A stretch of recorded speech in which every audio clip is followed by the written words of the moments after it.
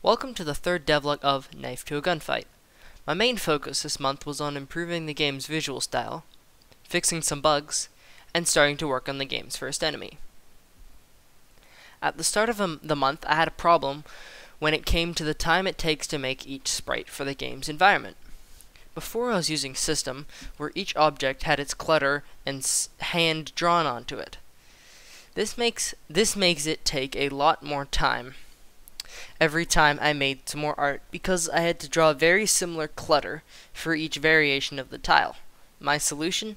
Separating the clutter onto its own layer. This let me scatter the clutter all over the map a lot more easily without having to draw hundreds of different sprites.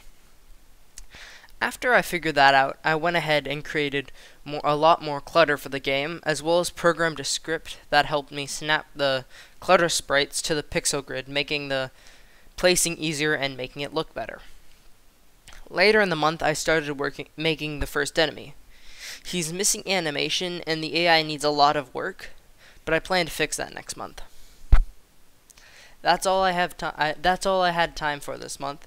If you'd like to stay in touch with the development of when you bring it of Knife to a Gunfight, make sure you subscribe. Thanks for watching.